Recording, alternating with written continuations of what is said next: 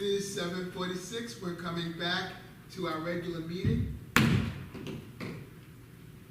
Coming out of executive session, we have 3 resolutions requiring board approval.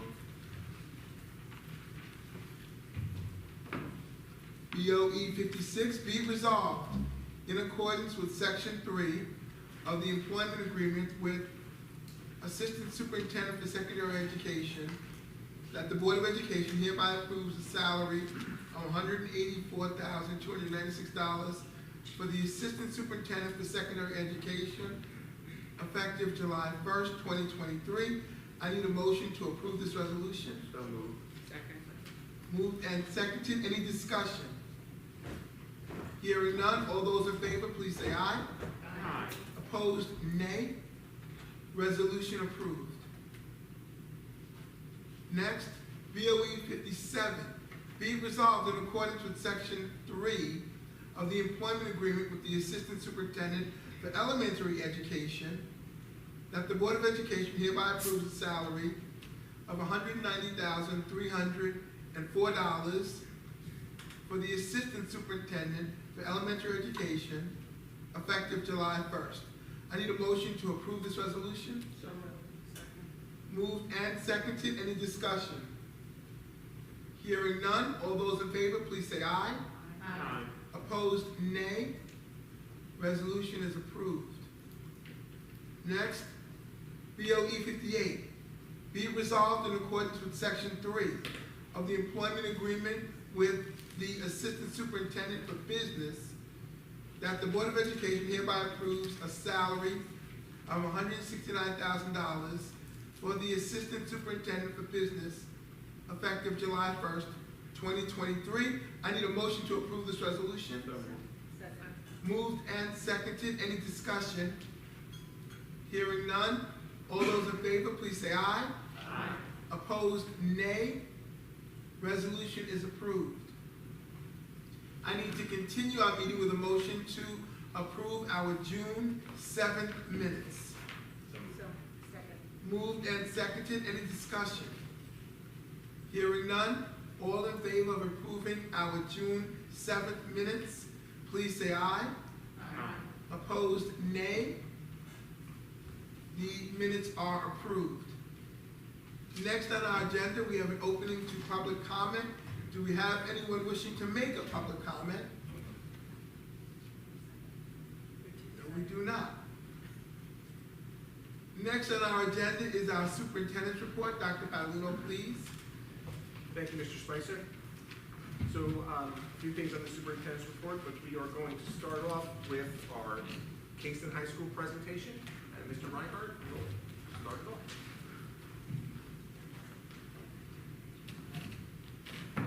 Thank you. Good evening. Thank you. Before I start, I want to a couple quick things. First, I want to congratulate everybody who earned tenure this evening. I want to congratulate all those people that retired. I just stared at those slides for a while, I want to be honest. And I do want to say something about Miss Year. I met Miss Year in 1978 when my family was part of Coach House. My brother starred in Dyer Van Frank, and Mr. and Mrs. Shear were the driving force in bringing Coach House players back over off Orchard Street. So that's how long that I've known Miss Shear and her family, and they're just wonderful, wonderful people. And I have a pen for you, but I don't want to stop my presentation. It's getting late, we have little ones here. So our presentation tonight is broken into 2 pieces. Dr. Skorka, who's the chair of our BLT, will talk about our building leadership team.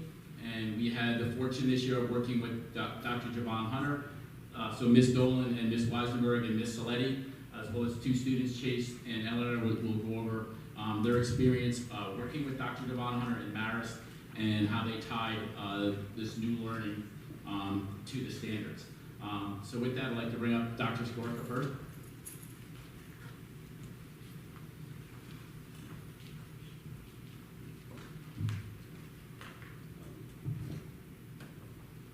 Hi, good evening, everyone. Is this working? Okay, wonderful. Happy summer solstice. Good evening to the board, Dr. Paolino, KHS community members watching on the live stream. I just want to say that here in school systems, we tend to use a lot of acronyms.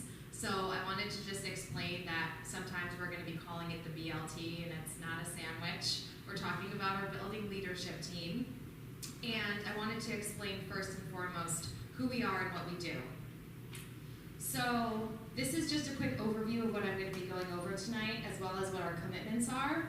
So another fun acronym for you is our School Comprehensive Improvement Plan.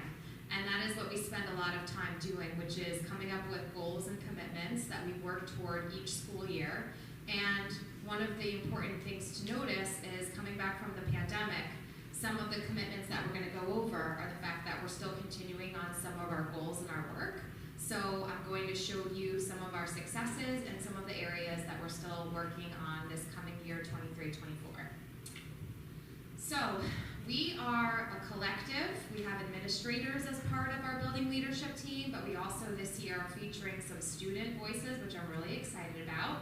We have a variety of school staff, and we also have some parents, and we're going to be growing, hopefully, for next year with some community members.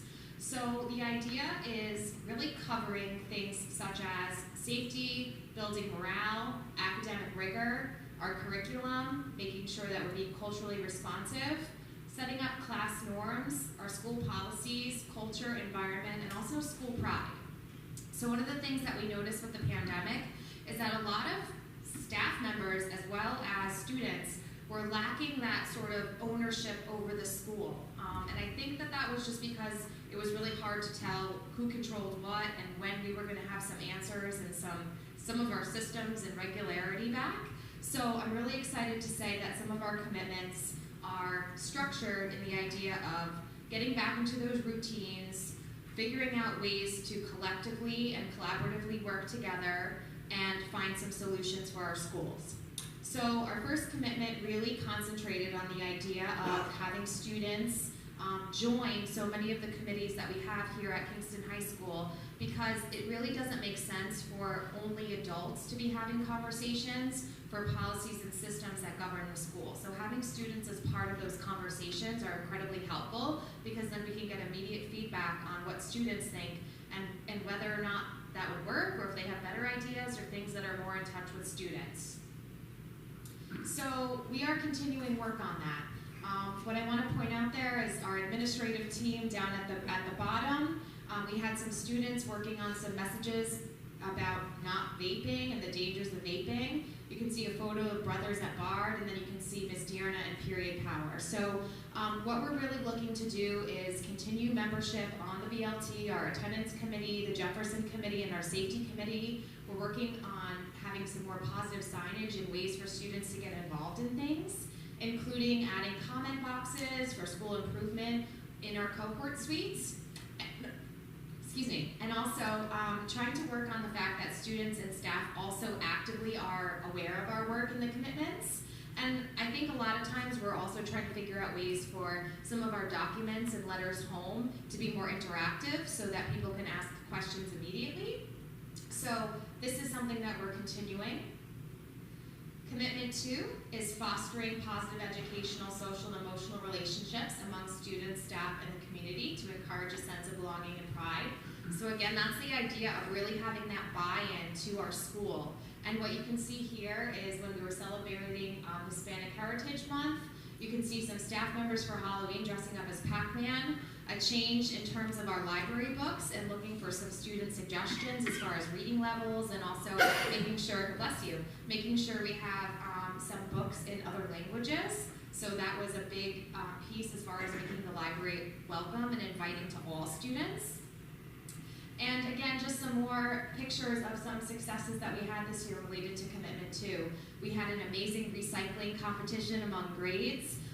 We had a door wars related to Black History Month, and you can see some of the beautiful work that came out of that. We were able to have our first in a long time homecoming dance with students who fundraised in order to make that possible. And then you also can see a chef's workshop class where students are taking a much deserved break to enjoy some of their food. So again, really trying to incorporate that idea that KHS pride and being a tiger matters. So we're continuing this. And I think one of the important things to pay attention to here is that we're looking for community and parent involvement as well as student involvement, again, because we really want to reward students for doing the right thing, and it's incredibly important that we're focusing on, I would say, paying attention so that all students at KHS feel seen, heard, understood, that they have a point person, and by improving these everyday functionings in the school, we're going to see improvement other places. So I think it's really important that we pay attention to the fact that when we are going to see and prevent things from happening, that's because we have active interventions to prevent that from happening. So I think that it's a whole systems mindset in terms of these small things, having very easy ways for students, community members, and parents to contact us, ask questions, we can get back to them, and I think that that will, in general, improve staff and student morale. Oops, sorry about that. Our third commitment. Last year, 22-23, we focused on students being agents of learning, and the idea that their students' identities and experiences were present in the lessons that they were learning, and I know that Ms. Saletti and the teachers here are going to speak to that, so I'm going to gloss over this temporarily. But I wanted to point out that our third commitment this year is related to communication for students and staff. So we are going to be doing a lot of, hopefully, community meetings, parent meetings, inviting parents into the school, maybe looking for some off-site community meeting spaces so that we can have very open lines of communication and get ahead of situations, people's concerns and worries in 2023 so that there can be open conversation, people can get their questions answered. And I think our goal as a school is really to feel that this is a place where, yes, there are walls at the school, but that we have flexible, open, honest, transparent communication with our rationale and really getting people invested in the why in our decision-making process. So I think communication is key. Just some quick highlights for what's coming next year. We do have a BLT section now on our KHS website that has a form and an email address so that people can put in comments and we can get back to them. There's also an invitation for them to perhaps join BLT. Again, not the sandwich, but the meetings, but maybe we'll have refreshments. The fact that we're going to have these quarterly meetings for parents and community to hear about our goals and how we're working on them. And the fact that we are going to have student membership and voice on our key committees. And one of our foundational goals is the idea of having those feedback loops so we can always be checking in on our metrics to see how we're doing and what we need to tweak as we're going. So thank you very much for the BLT piece, and I'm going to be passing this off, and again, this really speaks to that third commitment related to the fact that students are agents of learning. Thank you, Dr. Skorka. Hello, everybody. Not supposed to Mr. Wright, I'm sorry. So I'm going to talk a little bit about the Marist Student Showcase that we had. We did the work with Dr. Javon Hunter, like Mr. Reinhardt mentioned, and I do want to mention what I'm giving to you guys now is just the KHS part of this. Dr. Hunter worked with the entire district, and even on the field trip, it was more than just KHS students and teachers, but that's what this is about. And I do have to give a big thanks to Ms. Bonville and Dr. Felicello for getting Javon Hunter here to work with us this year, so I really appreciate that. So for the KHS portion of this field trip, 43 students participated. We had 9 teachers in 6 different classes, plus 1 club, as part of this huge gathering at Marist College. That was a showcase. I think 5 different districts were represented there. All the classes from the high school were core classes, and you can see the classes that were represented there. We have a couple of students from a global class and an ag science class. Dr. Hunter, his work making culturally relevant education real, focuses, like Dr. Skorka said, on that commitment number 3, and students are supposed to bring themselves into the projects. And it also, all of his work aligns with New York State Ed, culturally responsive and sustaining education framework. That includes these 4 principles here, all right? High expectations and rigorous instruction, as you can see, excuse me. Inclusive curriculum and assessments, and the work that these teachers did on that with their students was pretty impressive overall. And I will hand it right over to Ms. Weisenberg to speak about her work. Thanks. So I'm Ms. Weisenberg. I teach science here at the high school. I work primarily with special ed students currently, But what was interesting about this project is as we were doing it, our integrated kids and our gen ed kids began kind of seeping into the room. And so they had not really been appointed as being part of this project, but once we started, they wanted to come in and do it with us, which was great. So we asked our students to identify one need within our community that they wanted to address with a garden space. They actually chose mental health. I thought they were going to choose food insecurity because that felt, I don't know, very easy to me and what they would identify, and they chose something else. So I had to completely pivot the lesson, but that was okay. They reported that they learned a lot through this project. They learned all about the benefits of the plants and the soil. They learned about how to interact with their peers more because they had to do this project primarily on their own, working with each other. They, of course, learned about gardening and the tools and how to take care of them, but they really learned how to be a positive impact on their school community. And a lot of them were really proud to kind of leave this legacy piece that they got to be the first ones to create. They, had to put aside their differences because they would argue about what plants were going to go in there, and they supported each other and had a really good time. In doing this project, we were able to align with the new standards actually that are rolling out, which was really great. So they did have to use mathematical kind of representations to support explanations about carrying capacity of ecosystems at different scales. So they had to kind of do research about the different beds they were building. They had to design them, they had to build them themselves. Then they had to describe all the different interrelationships and symbiotic relationships of the plants that they were creating. So they had to kind of come up with the entire garden design, draw out the garden designs. So it took a few months, but they did really, really well. According to the next generation science standards, by the end of the 12th grade, students are expected to achieve all 4 performance expectations related to a single problem in order to understand the interrelated processes of engineering design, designing this garden, and building the beds has accomplished that within a single project, which was really great.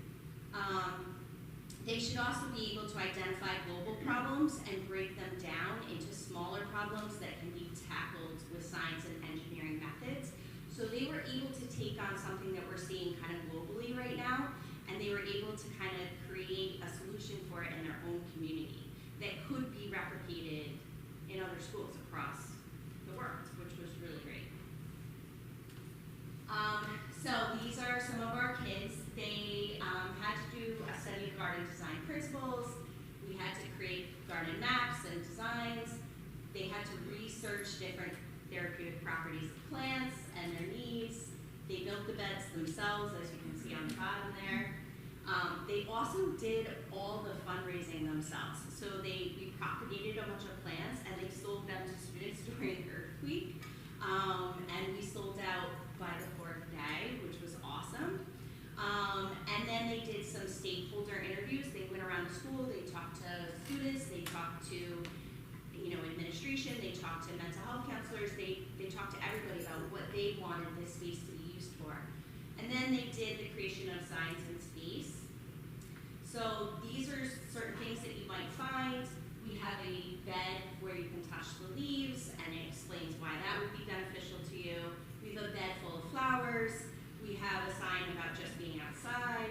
We have a bed about smells, and we do actually also have a bed just full of dirt, and it tells you the benefits of playing with soil as well.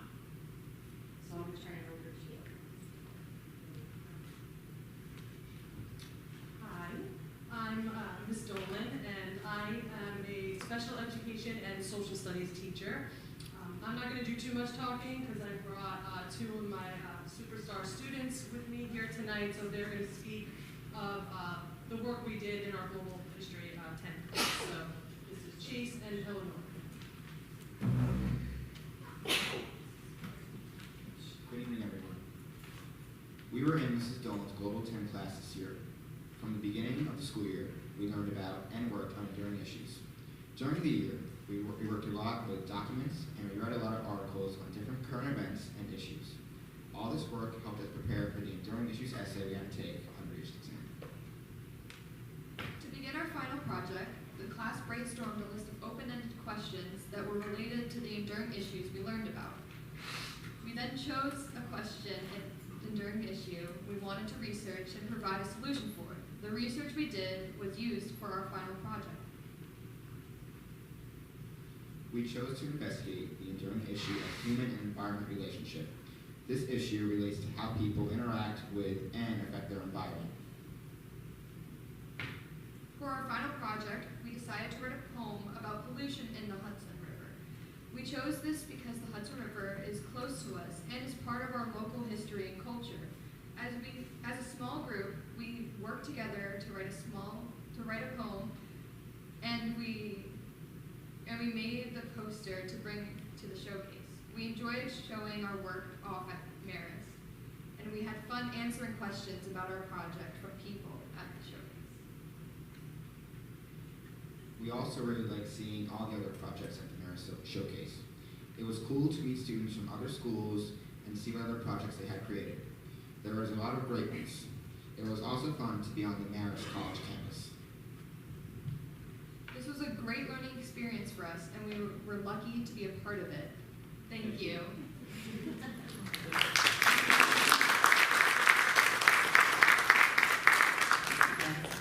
Just so to point out, the enduring issues comes from the Global Regents exam, so we kind of used that as our base point, and from there, this is some of the activities we did, brainstorming, enduring issues, at all different levels, global, national, regional, local.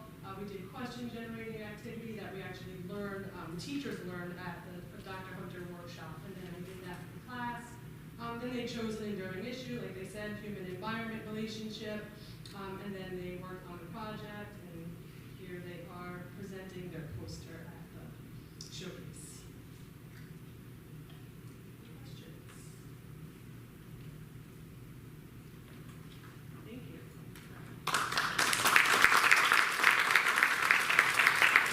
Any questions? So, I'm sure there will be, but just want to kind of wrap it up with, this is the type of learning we're talking about here, Keith, and it's so impressive that we're on the cutting edge. And, the students were talking previously about the fact that they had the Global 10 recently. And the challenge, and I've been in this business 35 years, is, it's content, right? A lot of our courses are content driven, and it's challenging for our teachers to take that risk to go away from the way they learn, right? When we were in school, to now to have this freedom. And you saw in both these cases the tremendous amount of New York State standards that were learned while the students were picking the topic. So, I'm of the belief, and I know that a lot of our people on our building leadership team and our staff, that when the learning is engaging and students buy in, all the peripherals go away, right? Concerns about detention, concerns about behavior, because students are learning. So there's always that dichotomy of, do we worry about rules, or do we really just have great classroom instruction where students are engaged, and then everything else kind of falls by the wayside. So I really want to thank our students, and I really want to thank our teachers for taking this risk and doing this great work. And like Regan said, you look at the fact that in 3 or 4 years, an expectation of these 4 new standards, which incorporate interdisciplinary learning, which we've been talking about for years, these students did this in a short project from beginning to end. So truly, truly impressive, and I'm thankful that they all volunteered to come tonight. Does anybody have any questions or anything? I don't really have a question, but I am so pleased to see the direction that the staff and the students especially have taken, and I'm grateful that we had Jovan Hunter, but you took advantage of that. So I'm hoping that this is contagious and affects more and more students and faculty in the coming years, because it's a wonderful start. And in terms of the BLT, I was really impressed with your effort to include all the stakeholders and really improve the communication, because that is key. And to have student voices is everything, especially at the high school level. Go ahead, Dr. Cole. So I would echo that. It's really exciting to see this work.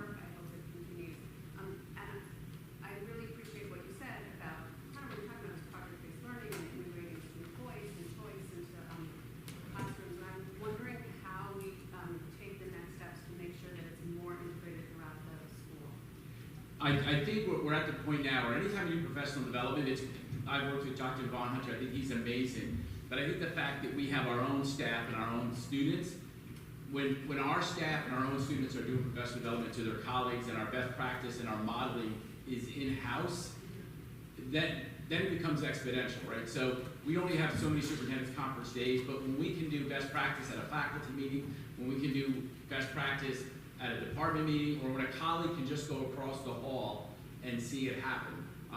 And we have a great staff here, right? Our staff wants to share, our staff wants to support each other. So I think the way that it'll grow organically because we have such tremendous teachers and students that are already doing it, and now we have that ability to train each other and share within our own building. I think that'll move us along quicker. Great. I'm glad to hear it. I'm glad that it will spread and not just come and come off that. And then one quick thing that Dr. Schwartz said about the BLT. I noticed on one of the slides it said opening quiet spaces for lunch. What is that?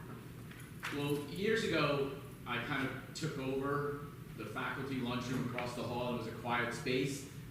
So one of the things that had come back from the students, Dr. Skork and the other BLT, they did some focus groups, was the students had asked for that space back. So it's about 30 or 45 students, and it's kind of quiet, and they go in there for that lunch space. So that'd be, Just take their lunch and go into that room if that's where they want to eat that day. yes. Thank you. Go ahead, Dr. I'm also really excited about all the open-ended and engaged learning opportunities that are happening. I think that it's all the experiential opportunities we can offer our students. I think the better, and if that becomes the culture of the school and not just those targeted groups as Dr. Jacobowitz and we were just discussing, I think that's great. I just had a logistical question around the students on committees, which I also am very excited to hear about. And how does a student decide or express an interest to be on a committee, or how are those students selected to spread the opportunities around?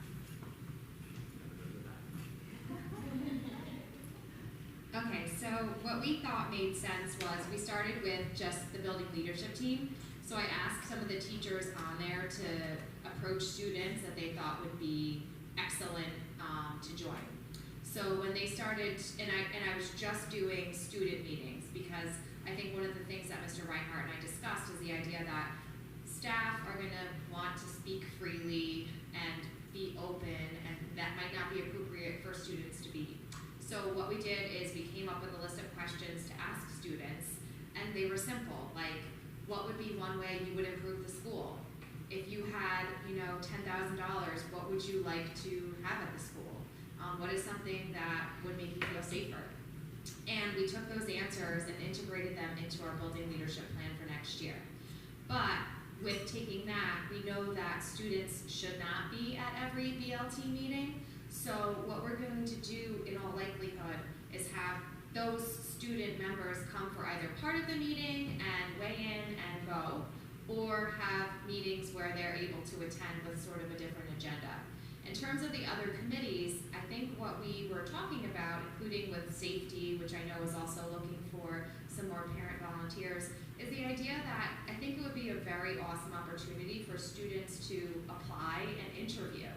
Because I think a lot of times what happens is it's great when teachers are volunteering students, but we really want that buy-in and think that we already have student government, many students are already involved in that. Maybe we could pull some students that aren't part of clubs and get them involved. So I think our plan in the fall is to sort of do an open job fair, quote unquote, for some of these student clubs to get students to come, explain why they want to join. We can certainly take some teacher recommendations as well, but our hope is really to get some students that might not be involved so that they can take ownership and leadership roles in their school. I really like that idea of, I had just wondered if it was the same students who were like doing student government. Yeah, no, we're trying to be get on out and this get some different voices and faces. That's great. Yeah. Thank you. And I think that that's great as well. I mean, I was going to ask about that part, making sure that we were diversifying, but not just to give them ownership in their own school, but also to hear their different voices and different perspectives. I just have one question about the sensory garden. Was that built, and is that here on campus that people can actually see? Yeah. Okay.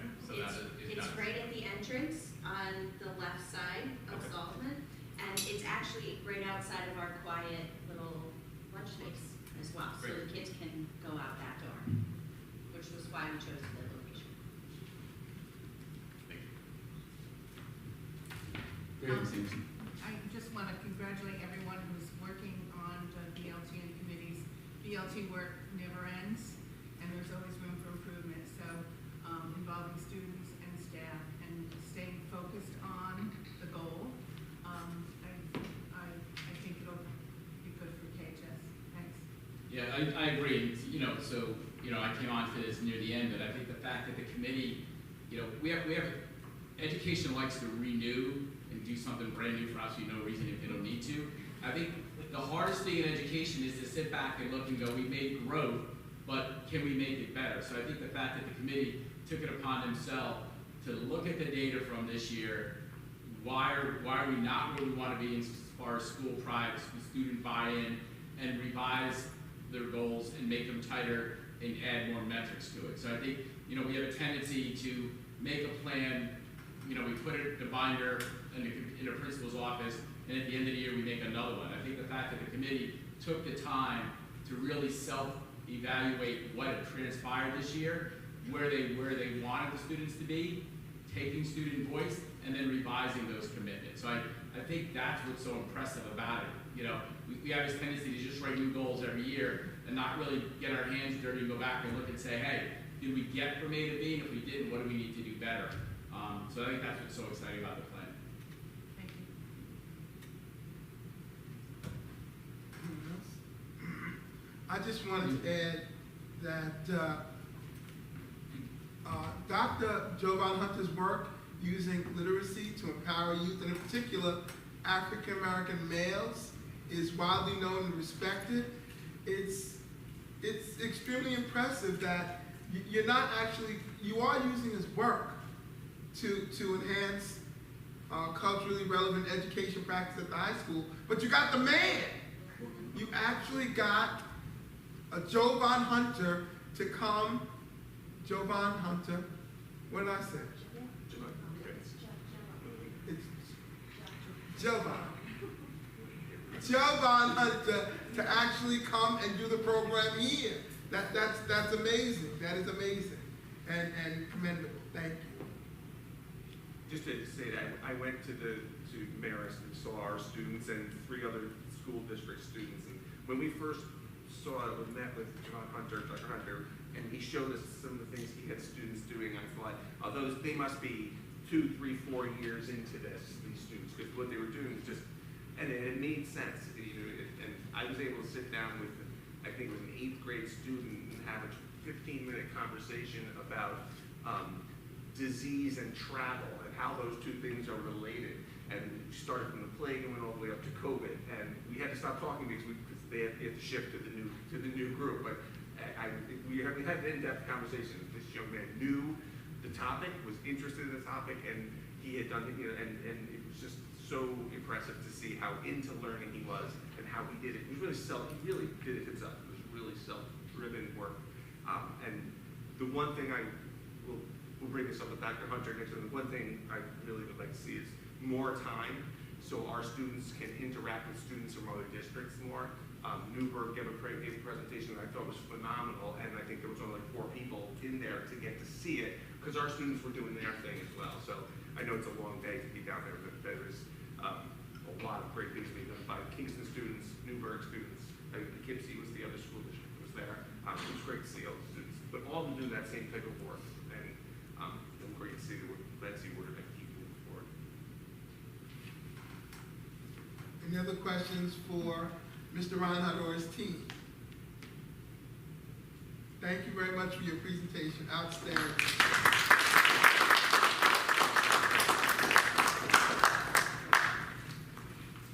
Next on the superintendent's report, we have our district safety plan, and Mr. Parker is here to go over that with us.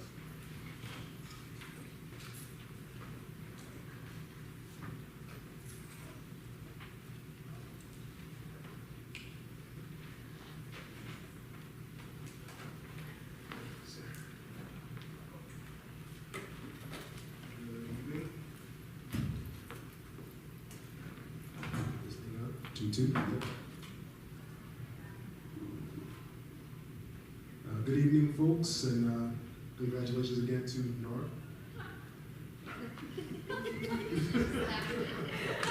It's okay.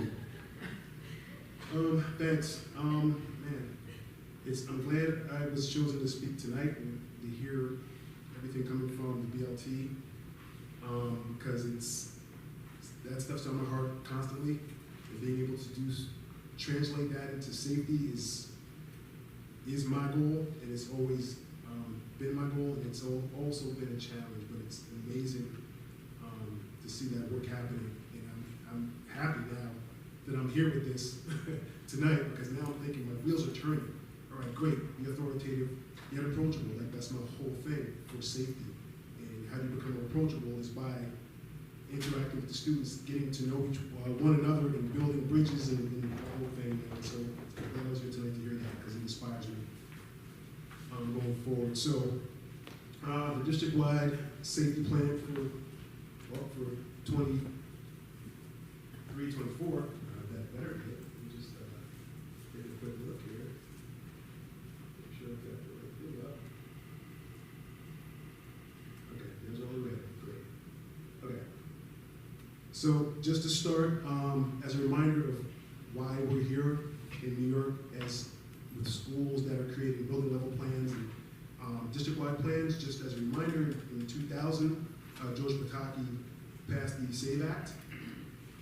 That was brought on after a task force that was created in 1999 had done a plethora of research trying to prevent school violence and enhance school safety. So that task force allowed, and the information that they gleaned from all the work allowed George to pass the SAVE Act in 2000, which led us to create new types of safety parameters for schools, building and district level safety plans, and made it format so that it was a hierarchy of plan making. So it started at the top and worked its way all the way down to the bottom, so to speak.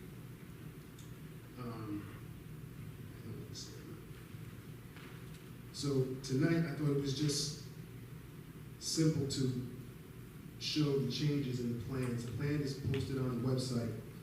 The district-wide safety team has been working through the year on a number of things, and this is obviously one of them, and that's our charge, to create a new plan and to always be on top of changes that need to take place in the plan. So real quick, the difference between district-wide safety plan and building plans is that the district-wide safety plan is a very broad description of what we do in our school to maintain safety, to build relationships and bridges, just as we were just speaking. The building level plans are something that's very, very specific to reacting to safety issues and emergency response. So the building plans are relatively secret, so to speak. They're something that we don't put out to the public, so that any information in that cannot be used for nefarious reasons. It's something that we take very seriously. The district plan is something that, again, that's broad, that gives the community an idea of what we're doing safety-wise, and it's tough to balance giving them enough information that they understand what we're doing and why, but at the same time trying not to, I guess, give anybody that would have reason to do any harm, any more information than they need to have. So with that said, our past district plans had too much information to be transparent. We were given too much. I guess we were trying to overachieve a bit, so we made it very meaty. And now we're looking at it now and realizing we have to pull back. We have to make this plan approachable, yet authoritative, by giving enough information that people understand what we're doing and why, but at the same time, keeping our kids safe and our schools safe, and again, maintaining a positive school climate, yet a safe school climate at the same time.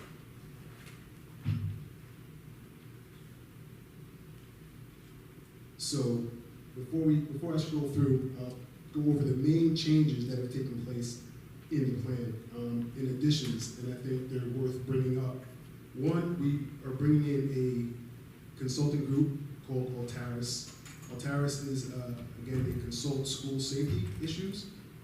They have about 50 schools under their belt now in our region, but work with hundreds of schools. We're looking forward to working with them. With them, they actually, the bulk of this change actually comes from me working with them over the last few days. We've added door alarms to the high school. We plan on adding more door alarms to the rest of the district schools. These alarms are the type you walk through, they buzz, and this is in hopes to reduce the access to the schools. We've increased security. We've added more security guards and hope to add more district-wide. With our security guards, as of late, the bulk of our security guards have been community members, and I'll touch on that as we scroll through, as you see, as we discuss security. So we've discussed the hot topic is SROs and security guards that are relatable to the schools. That was one of my goals, is to make sure that our safety team was comprised of a balance of authoritative yet approachable people. So it's great to have these bulk of community members that are now working because it's their primary job versus other guards who, this is their secondary job. They're COs, again, they're police officers, retired police officers. And that has, to me, has made a difference in how the students are relating with the safety team. So again, here and at the middle school level, the bulk of the security interactions have been with people that the kids already know. And they're running up and hugging them and everything else and so forth. And at the same time, they seem to have the authority to tell them, to control situations and help students get from A to B without issue. We've added full-time monitors to the middle schools. We've also increased our monitors here at the high school. And it's kind of funny because as I visited other schools, Newburgh and Middletown, they don't have monitors. It's great to have all security, but there's something about the monitors whose jobs are to build relationships and control our hallways, and really they have a very calming effect in most cases. I mean, we have our issues, but in most cases our monitors are people that seem to, again, relate with the kids, and it's a nice balance to have the guards and the monitors. And I discussed with Patamino, Dr. P, about maybe phasing them out after seeing these schools, and I think we both came to the conclusion that maybe not a good idea.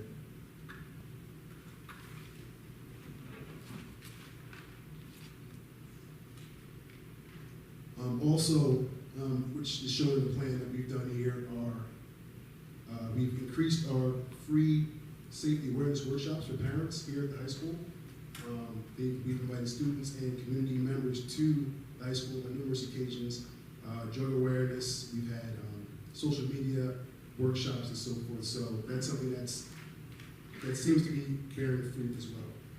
We've added a number of cameras, and we're still increasing that number as well. So, okay, the plan itself. I'm sorry, okay, so the plan is broken down into 4 sections. General consideration and planning guidelines, risk reduction, prevention and intervention. 3, response, and 4, recovery. So the introduction is just discusses and gives a background to our school and to what we have going on. Section 1, sorry. Yeah. The DJ and the old MC, this is much better.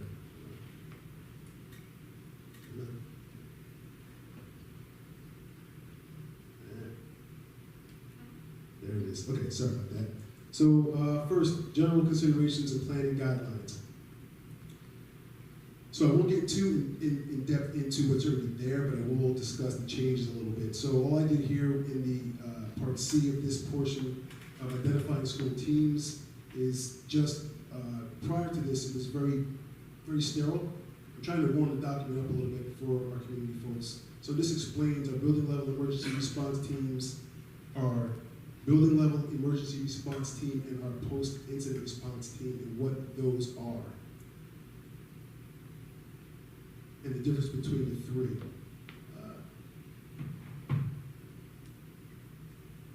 Sorry, folks. Okay. Section 1 here again, we have risk reduction, prevention, and intervention. The program initiatives. Again, I mentioned here, which we didn't have before, is some of the community partners that we've been working with, and that we've worked with community partners to create strategies for the district.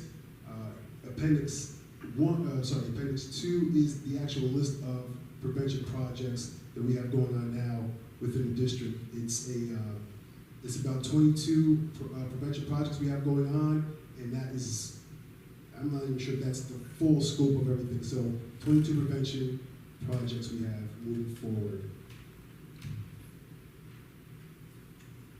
And also,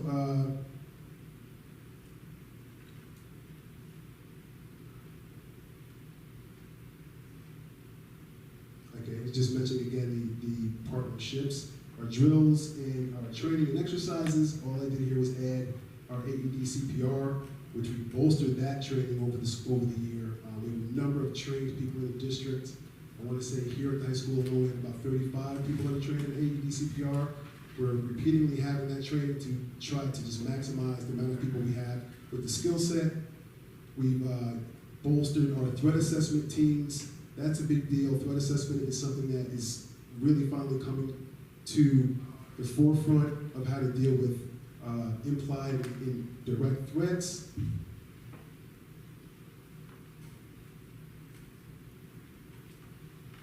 And again, I mentioned there, this drug prevention. We've built a relationship with the Drug Prevention Council, Ulster Prevention Council. We have built a relationship with Oracle. And we've also built a relationship with the New York State Troopers. Anka Watt, who's our regional coordinator, has been here multiple times, and she is awesome. Just wanted to mention and put in the plan how much we are moving forward with our relationships with our community agencies. So our drills and our exercises, just going through there, what we do each year, why we drill, and what the reasoning is behind drilling. Here I mentioned, and it was kind of hard to see for me too, I mentioned our school safety, security and monitors. I mentioned here that our guards are comprised of former youth workers, former firefighters, and I've already had connections with the students as I was speaking before. I built up our description of monitors as well, made it a little more warm and fuzzy. To describe our monitors, there it is.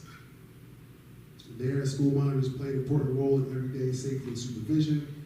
They are trained to build relationships with students and monitor them outside the classroom. Monitors patrol hallways, help supervise cafeterias and playgrounds, and assist faculty. Many of our monitors have been trained in therapeutic crisis intervention, trauma-informed care, ethics and self-care, AED CPR, playground safety, and more. Some buildings have greeters to sign visitors in and out, which we are hopefully also moving forward on, is building our greeter base. So as visitors come in, we can be right there to meet them and greet them. Okay, so also, as you end up going through and picking through the document itself, I removed a couple of annexes. Again, what we were doing, we were being a little too overexposed, so things like contact information were in our previous document. Addresses were in our previous document, so we pulled those out, again, with Altara's helping as consultants. That was something that we need to pull back. And even as a team, we decided that some time ago, that these pieces don't belong in the district plan, they belong in the building level plan.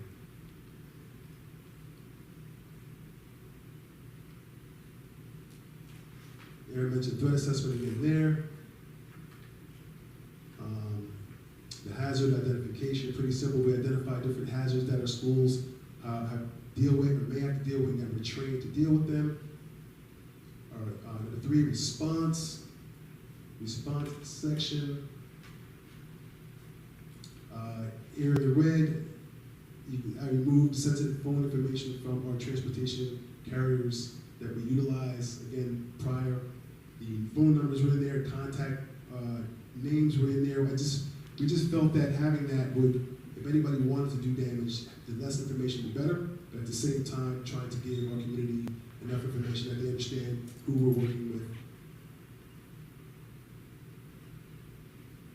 Okay, our situational responses, our multi-hazard response here, that appendix that goes with that is our lockdown, shelter in place, lockout, hold in place, evacuation information. Again, we removed the sensitive portions and we are putting that into the building level and just leaving the definitions of those emergency response plans in the district-wide.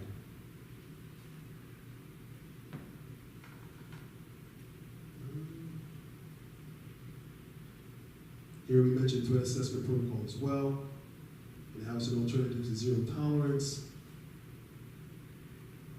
And again, just to mention the threat assessment piece, it's something, again, I pushed for a long time, and it's very fruitful once we do have someone that is making a threat.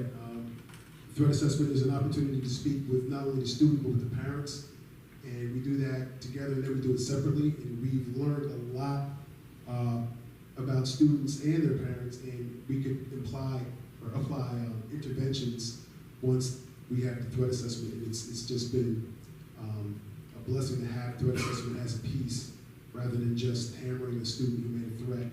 What we look for is, does the student pose a threat, or are they just making a threat? That's really the key to threat assessment. And if they are making a threat, and what's going on in their life that creates that type of response.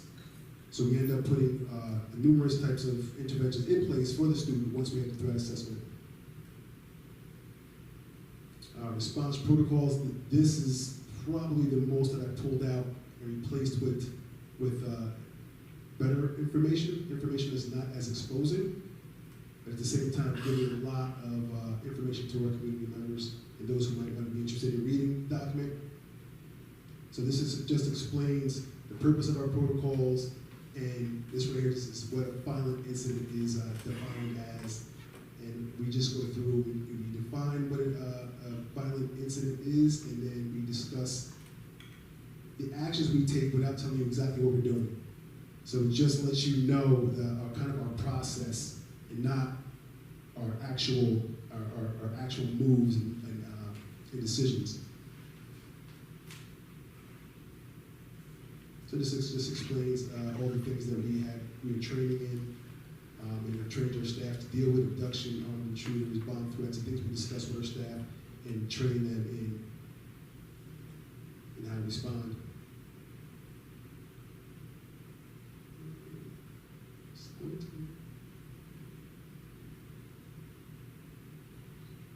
Our resources. This stuff hasn't changed. This is all stuff that's still in. Evacuation, then we have recovery, description of our post-incident response teams, and our disaster mental health services that we have in place, and then our appendix. I won't go through the appendices. But that's pretty much it for the plan. The plan has been scaled down. We went from 24, I believe, appendices to 14. And again, the tough part is pulling back without making it seem like we're hiding stuff, especially in this era now where we are trying to be as transparent as possible. So that's some of the challenge, actually being safer by pulling information out and applying it to our building level plan without the community feeling that we're not giving them enough information. So that's a challenge, but that's what we plan on doing, and bolstering our building level plans and making sure that they are on point and working together district wide as well as building level. And there you have it. That is obviously incorrectly dated, but that's our district-wide safety plan. Any comments, questions, or concerns? Yes, Ms. Shear. I actually like to ask a question. Yes. Where this goes up on the website, it is going to go up for public comment, correct? Yeah, that's it. Yes, sir. Okay. So, Ms. Shear, just to jump in, a plan's going to be posted on the website in its entirety for a 30-day community comment period. So then we'll have that public form in August, that which we're supposed to have before it comes to the board for final adoption. but my question is, are all the changes going to be made prior to it being posted? They will be made, and the sections that are new, are you going to highlight somehow? Like maybe make them gray policies? Mr. Parker? Yes, that's the plan. I hope we'll hopefully have the right data on this time. Is well as having the highlighted change sections like I do have in red. And it goes up to 30-day comment, and we'll get the comments, and then we go on from there. Once we read the comments and understand what the community thinks about it, we'll have the public hearing also, which gives people a chance to speak on it, and then it will be approved by the board, hopefully. Have I answered your question? Another question. Alteris Yes. been hired as consultants. Is this the format that they recommend, or do they get something that's even more streamlined that they would? Yeah, the format was more streamlined than this. I took some out of it. At the time I spoke with them and we worked together, it wasn't time enough for us to absorb the information, as well as there were some questions about their format that we had, but because of the deadlines that are in place through the state, we have to get this thing presented up. And I'm looking at it with the 30-day comment period, that gives us a chance. It doesn't just mean the community comments, we can comment on it as well. We have 30 days now to take a look at what we are going to present. Digest it, regurgitate it. Do we want to keep it like this? Do we want to do it differently? And streamline it even more if possible. After once the 30-day period is up, we can again present it looking different and take it from there. We can always say, no, this is not working, let's streamline it more, let's add this back. But we do have a deadline to keep. Yes, ma'am? Don't call me ma'am, miss. Yes, miss? Following up on Mrs. Shearer's question, if you don't have the time to make all the recommendations or take in all the recommendations about format and changes this year, will you be able to work on a document so it's ready for next year with Altera, so that whatever changes you're unable to make because of timing, you will going forward so that you can use their expertise? Yes. Yes, ma'am. And Miss. with that same miss, I'm sorry, yes, miss. Miss Jordan, yes, Miss Jordan. We can always amend throughout the year. Okay, great. We can always amend throughout the year and change it. And I actually had this discussion with some of my safety team. I would love to amend it throughout the year, and even, if it's possible, have another 30-day comment period or 10-day comment period or a week comment period. At this point, once we satisfy the state's request, we can, at that point, I feel, do what we need to do with the plan ourselves. So let's say we change it. I think we put any change we make, I would love to put it back up and let the public know we made these changes. We have a 2-week period to comment on the changes we made during the middle of the school year. I just want to make sure that we take full advantage of these experts so that whether or not it's within this 30-day period, that we really beef up whatever we can for next year. Thank you. Yes. Any other questions, comments, concerns? Yes. I just want to mention, at the meeting, I happen to be on the safety committee. We met the new SRO for Miller. Yes. And I don't remember his name, but Dan Killian has gone back on the road as an officer. His name is Noah something. Kite. No, kite, like a flying kite, K-I-T-E. Okay. Yeah. So they're just replacing Officer Killian with Officer With Kite. Officer Kite, yes. Hello, yes, I do have a question about some of the appendices yes. and the listing, and I don't know that they were totally updated because some of the 22, 23 folks were still listed.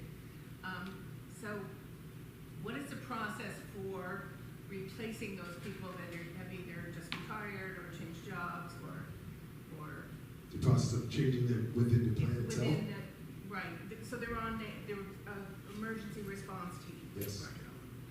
How is that, how do you go about replacing them?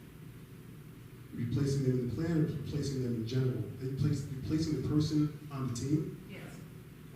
That building level, that is going to be the principal's prerogative and recommendation of who they're going to add to the team. And obviously, if you're district-wide, then it's going to be the district-wide team that's going to decide who they're going to replace or who we're going to add or not add. Okay, thank Yep. you. You're welcome. Any other questions, comments, concerns? Thank you, Mr. Parker. for Thank your you. report.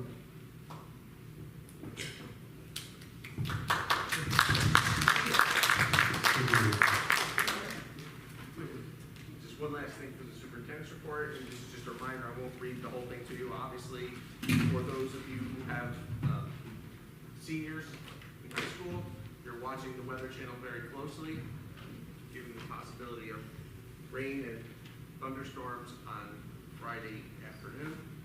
So we do have up on our website what the plans will be if we are to have to move indoors. So I won't read the whole thing, I just want to remind everyone, please go to the website. Obviously, we'll go indoors, we will go to the field house, which will create a situation as far as having to limit the number of spectators who can be there. We're going to make that decision very early Friday morning, so we have an opportunity to set up the field house and break down the stadium and do the things that we need to do. But stay tuned, take a look at the website, read what we're doing so you're aware of what we need to do. I know our people here at Kingston High School are making sure our students know what they'll need to do, but I want the parents to be aware as well. So hopefully the Weather Channel is wrong. They usually are when they say it's going to snow 8 to 10 inches and I call it snow day. That's usually when they're wrong. But hopefully they're wrong on Friday as well. That's the end of the superintendent's. We'll all hope. Thank you, Dr. Palomino.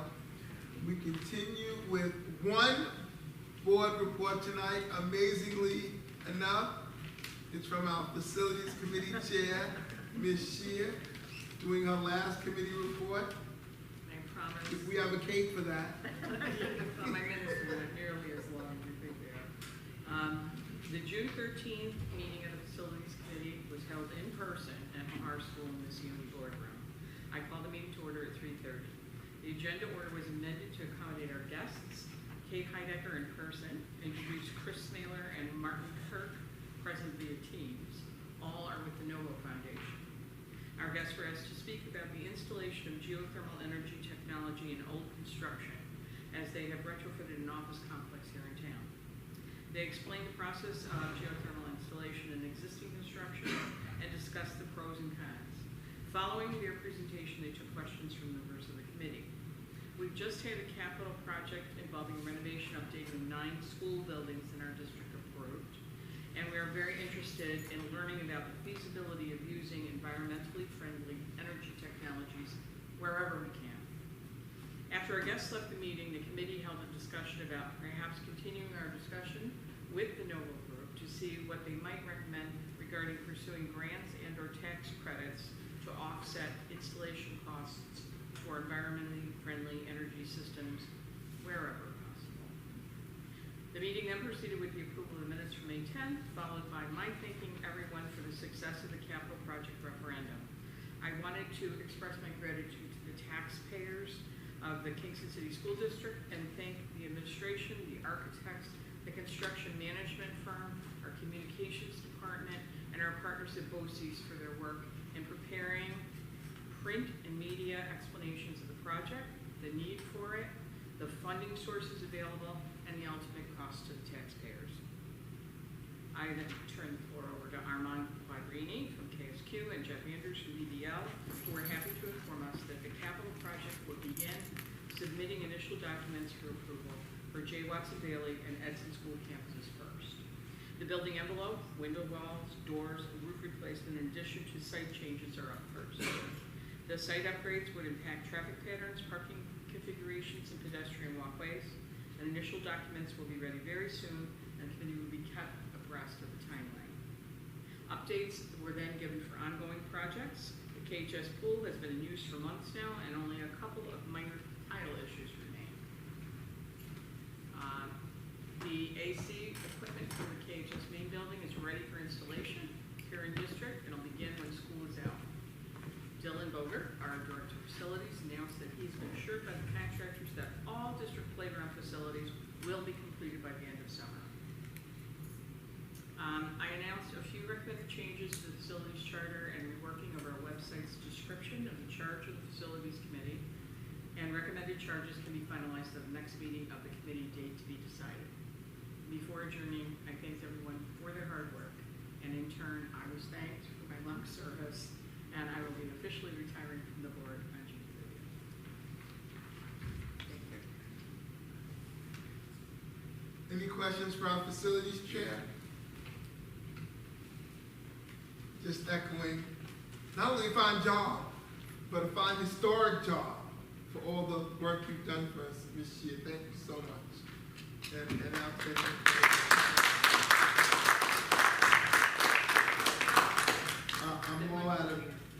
I'm all out of pens and cups, so we'll just have to go on. Next is our consent agenda. Are there any resolutions any board member would like pulled for separate consideration? Then, can I have a motion to pass the consent agenda as is? Any discussion? Hearing none, all in favor of approving the consent agenda? Please. Was there one pulled? I'm sorry. Not full, I just want to make one quick comment. Sure. I just want to reiterate, because we are approving a resolution appointing quite a few coaches, that I hope that the board will consider in the future, ensuring that there's at least assistant coach for every sport over, let's say, 5 or so athletes. And encourage the administration. Thank you, Mr. Ryder. Thank you. I'm sorry, please pass. Any discussion? Any further discussion? Hearing none, all those in favor of the consent agenda as is, please signify by saying aye. Aye. Opposed, nay. Unanimously approved. Thank you. We have one donation tonight. Mr. Ryder, please. The Kingston City School Board wishes to express its gratitude for a donation of a bike rack for the M. Clifford Miller School from the Equity Ambassador Leadership Program. Thank you, Mr. Ryder. Does any trustee have an item for old business?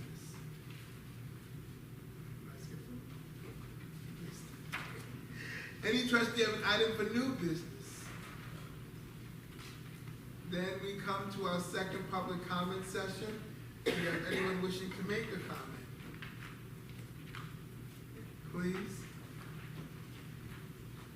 Is it on?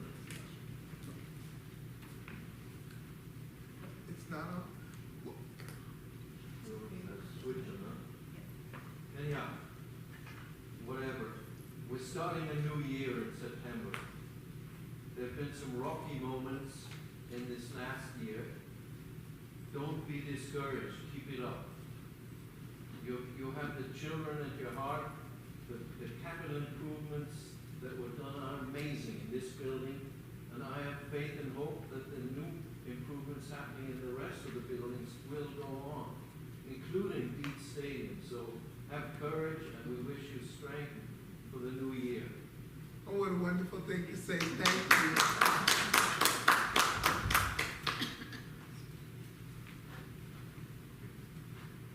Certainly echo. It's not on. Is the button? We can hear you now. I certainly echo what was said, and I know that you all have done a really terrific job in, especially hearing about the capital project and everything. But I wanted to say fond farewell to Nora, who has been my colleague long before I was on the board.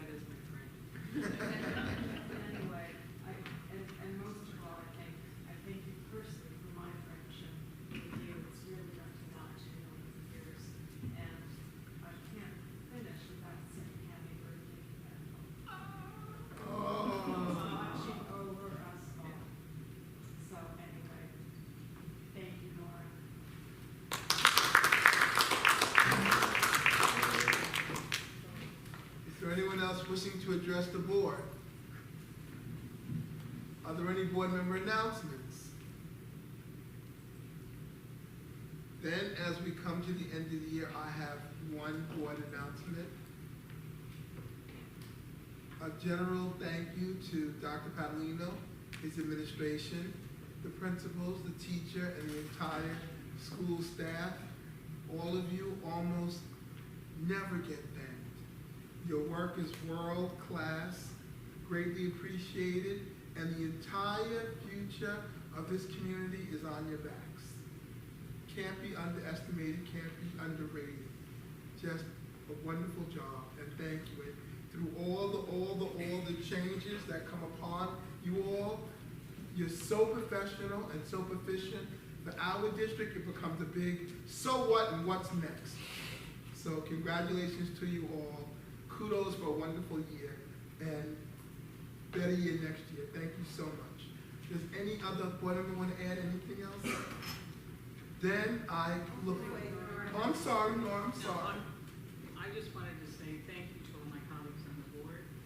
It's been an honor to serve with you, and I've accomplished a great deal in the last dozen years. And with Dr. Padalino's support, you're going to accomplish a lot more, I'm sure. Thank you, Ms. Shear, thank you. What a lovely way to end. What a lovely way to end. We have no issues for a second executive session, so I entertain a motion for adjournment. So, second.